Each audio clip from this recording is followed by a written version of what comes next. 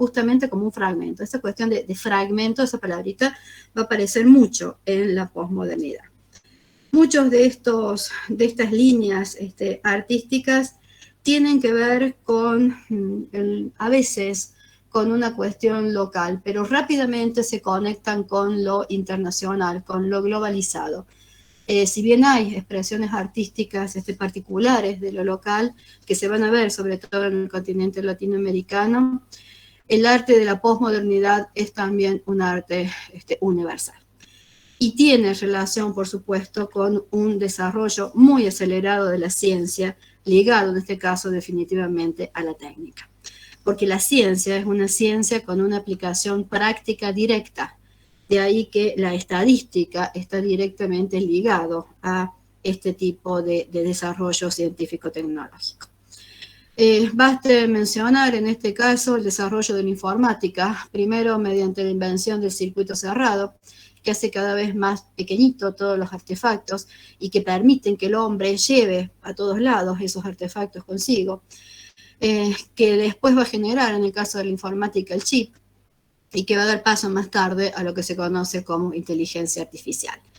Esa inteligencia artificial va a producir esa otra realidad virtual, una realidad virtual que es prácticamente paralela al universo real y que también es parte de eso que expresa el arte como otro tipo de realidad paralela a esa otra realidad de la que quería escapar del hombre en el marco de la Guerra Fría primero y de los acontecimientos más recientes después. Será la red en Internet, las posibilidades que ofrece esta inteligencia artificial de vincular múltiples generadores, tanto de conocimiento como de posibilidades de vincular máquinas, de vincular artefactos en sí, que va a generar una red también internacional y nuevamente, como les mostraba este planito anterior del mundo, los hombres se podrán vincular a ellas en función de los alcances de la tecnología que tengan en el lugar en que viven y quedarán marginados si no tienen esas posibilidades. La ingeniería genética, a través del descubrimiento del código genético humano, dará un paso trascendental cuando permita prácticamente manejar la esencia del ser humano. El arte posmoderno es un arte, como ya lo están adivinando, que parece superficial, pero que suele también tener un trasfondo profundo, un trasfondo sobre todo más que profundo, complejo. En pantalla tienen un autor italiano, que tengo acá arriba, que fue uno de los más trascendentales de eso que Italia denominó la transvanguardia.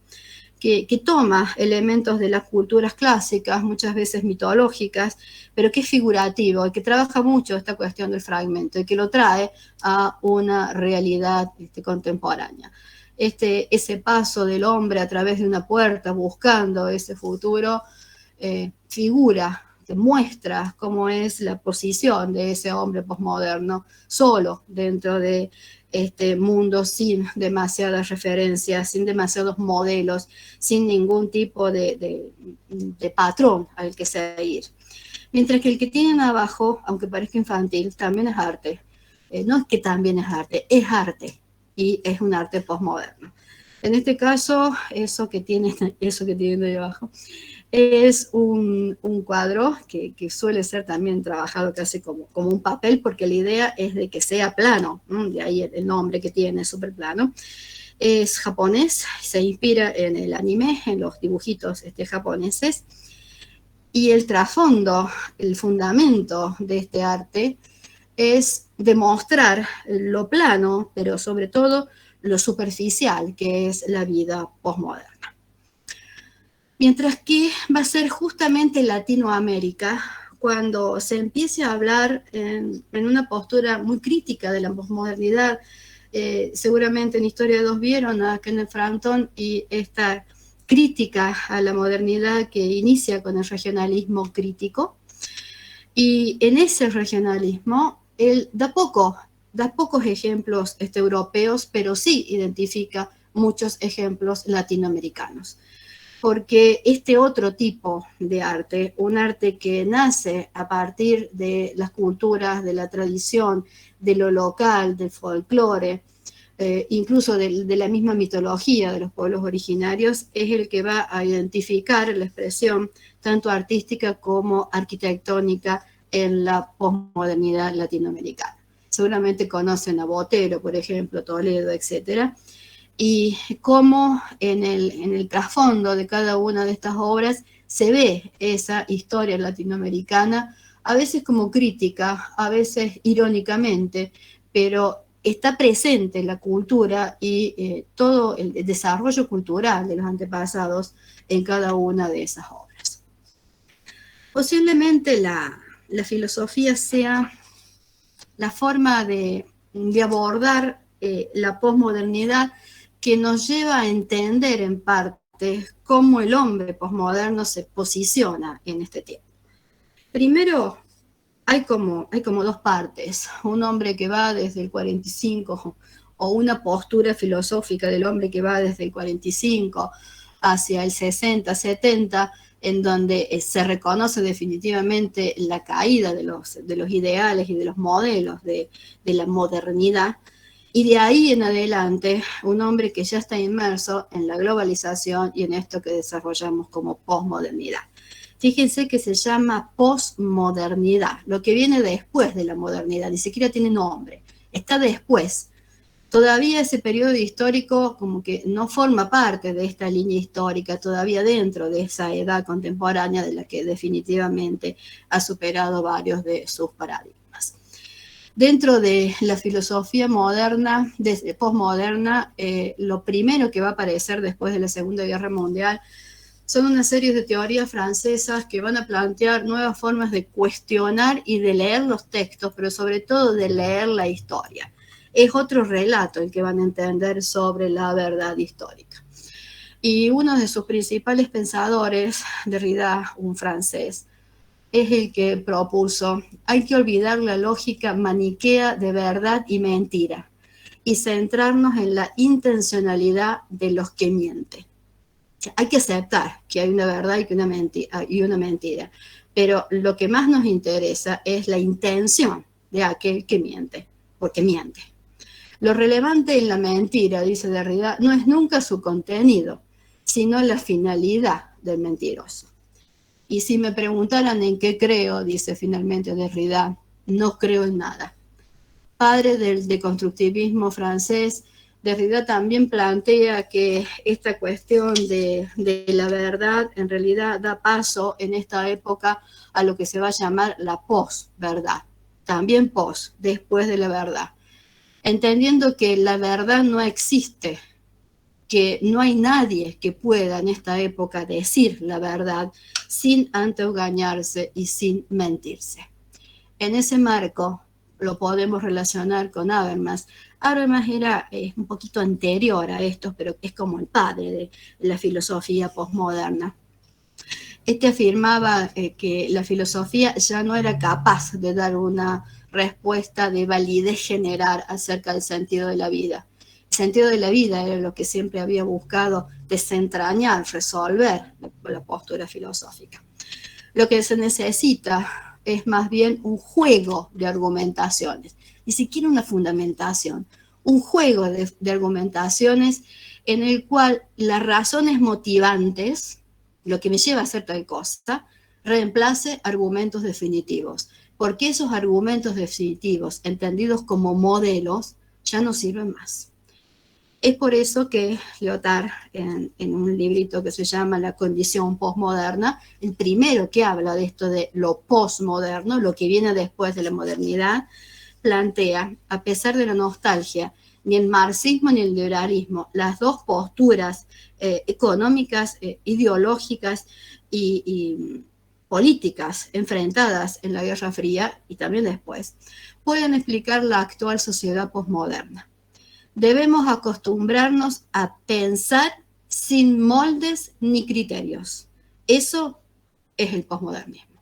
Pensar sin moldes ni criterios es entender que cuando uno analiza arquitectura, ya no tiene más los 5 puntos de Le Corbusier. no tiene más los componentes del SEAM ni la zonificación para analizar la ciudad. No existen moldes, no existen criterios de análisis. Hay que plantear siempre, primero, cuál es la postura del autor, qué quiso expresar en esa obra, y después entonces, a partir de los componentes de análisis que tradicionalmente nosotros usamos, llegar a esta cuestión de tratar de fundamentar la lectura crítica de esa obra. Finalmente, uno más reciente, un postmarxista, este ya es del siglo XXI, Ernesto Laclau, avanzó un poco más con esto de este hombre que prácticamente no tiene cabida dentro del pensamiento tradicional en esta posmodernidad. Una sociedad sin antagonismo, por esto de que no existe la verdad, es imposible, plantea Laclau. Lo político es definido como la lucha por la hegemonía, la lucha por manejar todo, a través de la conquista de los significantes flotantes, lo llama él, o vacíos, los cuales articulan a las diversas demandas sociales y, por tanto, a los sujetos a determinadas posiciones. Eso es complejo porque, por supuesto, este señor es posmoderno. ¿Qué quiso decir este señor en realidad? Que, como lo vamos a ver después también cuando revisemos la historia, esos procesos históricos compartidos de cada país, va a ser muy difícil para los gobiernos de esta época mantener la gobernabilidad de sus respectivas naciones, porque es imposible ponerse de acuerdo. Esa sociedad sin antagonismos para gobernar en democracia es imposible. Entonces, ¿qué propone Laclau? ¿Qué identifica Laclau? Que no nos vamos a poner en aquello que esté bien o en aquello que llegue a la verdad, sino que por el contrario, sí nos vamos a poner de acuerdo en aquello que no tiene un significado importante en realidad, pero que nos puede llamar la atención. Aquel señor miente, y todos estamos de acuerdo que aquel señor miente. Mientras pongamos en foco todos los que estamos de acuerdo en que aquel señor miente, yo puedo seguir gobernando por este lado. Ese es el fundamento de muchas de las propuestas políticas de la actualidad. Una actualidad que está marcada por esta cuestión histórica de la globalización, definida como un proceso hacia un único mercado, una única cultura y una única sociedad a nivel planetario. Que además, junto con esa dinámica y complementaria, pero en sentido opuesto, reconoce la existencia de una reafirmación identitaria de lo local, que pone, por el contrario, en valor las identidades colectivas y sus culturas como una forma de resistencia frente a eso global. De ahí ustedes después van a poder derivar las dos líneas de arquitectura que nosotros vamos a estudiar en general. Miremos un poco cuáles son estos procesos históricos compartidos de las naciones latinoamericanas en esta época. Ahí tienen a México, Panamá y El Salvador para empezar esta parte, que están todos juntitos, así que son más. ¿Y qué van a encontrar si revisan un poco cada uno de estos procesos históricos? Que todos tienen en algún momento una serie de luchas raciales, o que van a empezar a reconocer aquellos componentes de la sociedad que tienen que ver con los pueblos aborígenes, con los afrodescendientes y con los campesinos, que muchas veces son esas clases sociales más desposeídas las que van a generar una serie de movimientos que a veces se van a transformar, no siempre en movimientos guerrilleros, y que esos movimientos guerrilleros van a generar otras tantas a veces golpes militares internos, o que van a llevar a procesos de golpes militares internos. Esos golpes militares internos, tarde o temprano, van a generar algún tipo de dictadura militar. Esa dictadura militar entre los 60 y los 70, una vez llegado más o menos los 80 y los 90, van a permitir un lento retorno a la democracia. Y esa democracia va a tener inicialmente serios problemas en consolidarse, y después de algunos periodos que suelen llevar como unos 15 o 20 años, recién se van a poder consolidar, al menos definitivamente, pero siempre van a tener algunos periodos de alternancias políticas, de fraudes electorales, por ejemplo, y finalmente vacíos de poder para poder en algún momento llegar a un tipo de acuerdo político. No todos los países lo van a lograr. Dentro de ese proceso, estas series de guerrillas o de guerras internas, de guerras contra el narcotráfico, de guerras contra el crimen organizado, van a generar a su vez una serie de terrorismos de Estado paralelo. Y en algún momento, llegado un proceso tal de degradación social, va a ser necesario algún tipo de paz, algún tipo de acuerdo de paz interior. Eso lo van a encontrar en varios de estos países que en algún momento van a firmar esos acuerdos con la guerrilla, van a generar leyes de amnistía o pactos de solidaridad, lo van a ver en varios de estos países, y van a empezar a trabajar en reformas constitucionales. Van a ver también que varios de estos países a lo largo, sobre todo después del 90 y a principios del siglo XXI, van a revisar esas constituciones. Incluso van a hacer revisiones de fondo en algunos casos y otras simplemente superficiales.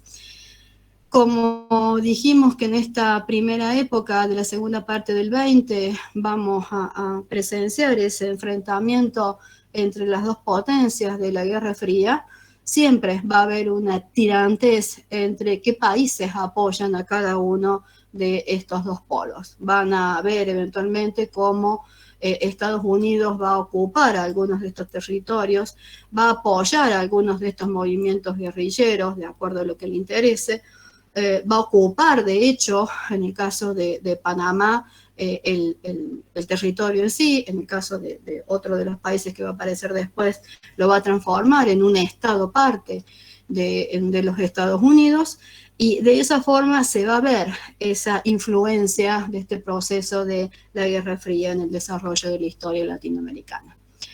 Sigo en la misma parte de Centroamérica, y revisamos en este caso Guatemala, República Dominicana y Haití, que están en la misma isla, Puerto Rico, Nicaragua y Cuba.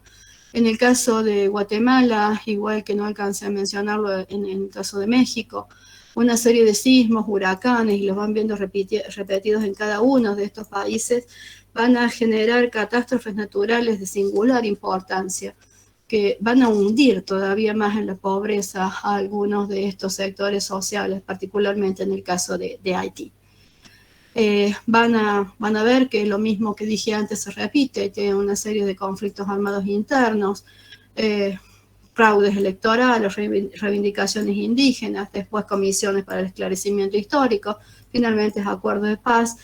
Y después de estas crisis por causas naturales, pero también por los procesos de las guerrillas, por los mismos conflictos políticos y por esos vacíos de poder que se dan cada tanto, se va a generar también, buscando algún futuro mejor, esta serie de migraciones, que son migraciones forzadas, porque nadie quiere dejar su país, pero la necesidad de buscar algún destino un poco más seguro va a formular o va a presionar que muchos de estos habitantes de los países más desfavorecidos tiendan a migrar hacia Estados Unidos. También lo hicieron hacia la Argentina durante un tiempo.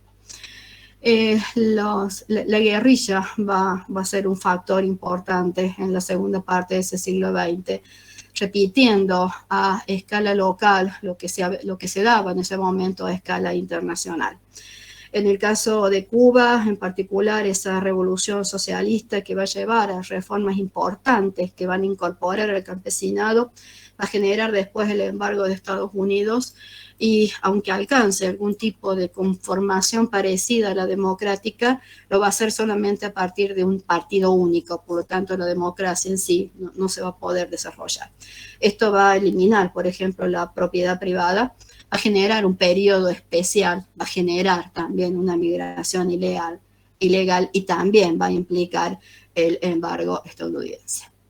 Me muevo un poquito más abajo: Ecuador, Colombia, Venezuela, Perú. Recuerden que los tres primeros conformaban la Gran Colombia, y Brasil. Los estados de arriba tienen otra vez procesos similares, hay dictaduras, hay muchas manifestaciones estudiantiles, sindicales, que incluso van a llegar a protestas sociales importantes, como el caso del Caracazo, por ejemplo.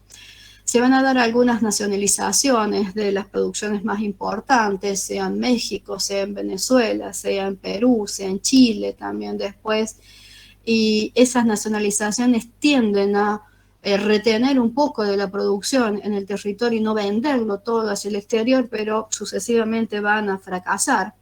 En el caso de Venezuela, la revolución bolivariana y su correspondiente constitución le va a dar incluso un nuevo nombre al país, la República Bolivariana de Venezuela. Por más que se instaure este tipo o esta otra línea de gobierno que es el socialismo, como ven, hay gobiernos de izquierda, después hay gobiernos independientes, van a aparecer de derechas, incluso de extrema derecha, después en el caso de Perú. También hay gobiernos socialistas y gobiernos que en definitiva cuando vean eso de independientes son los que van a tratar de mantener un centro al menos para poder reorganizar de cierta forma todas estas series de crisis presidenciales que van viendo repetidas veces. En el caso de Brasil, antes que me mueva, inicia la segunda parte del siglo XX con el desarrollo de una dictadura, pero que tiene un fuerte interés por lo industrial. Entonces el avance de Brasil es singularmente importante en esa segunda parte del 20, incluso con un plan económico llamado Plan Real, que permite un equilibrio en la producción. Sin embargo, después de la llegada de los gobiernos de izquierdas al poder a partir de 2000, van a tener hasta el 2010 una serie de crisis presidenciales que va a dar paso a este gobierno presente de extrema derecha. Y si revisamos las últimas que me van quedando ahora, Chile, Bolivia, Argentina, Uruguay y Uruguay, de nuevo van a ver lo mismo. Tienen una serie de golpes militares, tienen una serie de constituciones nuevas, acá tienen muchas constituciones nuevas. En el caso de Bolivia, esa constitución además es una constitución que reconoce las preexistencias de las etnias originarias y que genera una nueva forma de gobierno que tiene, sí, una parte socialista, pero que está muy marcado por el nacionalismo y el indigenismo. La mayoría también de las naciones tienen manifestaciones sociales. La más conocida para nosotros es la del Cordobazo, con participación tanto de sindicalistas como de estudiantes. Estos países tampoco dejan de tener entre sí una serie de guerras internas por límites, como entre Ecuador y Brasil o entre Ecuador y Perú, y también en el caso nuestro la guerra de Malvinas. Nuevamente, cercanos a los procesos de recuperación de la democracia, van a aparecer una serie de pactos internos. En el caso nuestro, en el caso de Chile, es esa Comisión Nacional de la Verdad y la Reconciliación, que además incorpora una ley indígena, y que en el caso nuestro va a ser el accionar de la CONADEP. Como todos, y siguiendo en este caso a la historia argentina, hay una serie de crisis económicas repetidas que llevan al endeudamiento de estos países, y no solo a la inflación, sino a la hiperinflación. Aunque algunos países sean más equilibrados económicamente hablando, como el Uruguay, por ejemplo, en algún momento también tienen cierta inestabilidad bancaria, y si bien son más los gobiernos de izquierda y los gobiernos socialistas, también hay una aceptable y un interesante equilibrio, o al menos de vez en cuando van cambiando, van alternando distintas posturas políticas. Eso es lo que puede llevar, en todo caso, dicen los historiadores, a generar un mejor manejo de ese vacío de poder. Para ir cerrando, ¿cuáles son estos, cuál sería una síntesis sobre estos procesos históricos que acabamos de revisar? Hacia finales de la Segunda Guerra Mundial, una polarización del mundo entre dos bandos, los alineados y los no alineados, o los subdesarrollados, los desarrollados y los en vías de desarrollo, para finalizar en este siglo XXI con una polarización económica. los inicios de la industrialización en Latinoamérica, que va a ser tardía y que va a tender prácticamente a quebrar una vez iniciado el siglo XXI. Una escalada armamentista con ensayos nucleares a nivel global a lo largo de la segunda parte del siglo XX, que se va a ver o que se va a verificar en el caso de lo local a través de guerrillas por reclamos políticos, ideológicos, por otros, como el narcotráfico, el crimen organizado, que va a ser mucho más local hasta alcanzar finalmente acuerdos de paz. Entre el 60 y el 70, una serie de golpes de estados militares que llevaron a gobiernos de facto, que duraban 30, 40, 50 años, que solían terminar, por lo tanto, en dictaduras. Paralelo a eso, junto con lo anterior, el desarrollo de una guerrilla rural y urbana que tenía como correspondencia la organización del terrorismo de Estado y en los dos casos la violación de los derechos humanos. La nacionalización de los recursos por parte de los gobiernos de izquierdas y socialistas, primero inicialmente a través de la expropiación, después también a través de la privatización, pero después se vuelven a renacionalizar en algunas instancias y vuelve a empezar el ciclo de nuevo, lo que genera serias deudas, por ejemplo, en el caso argentino.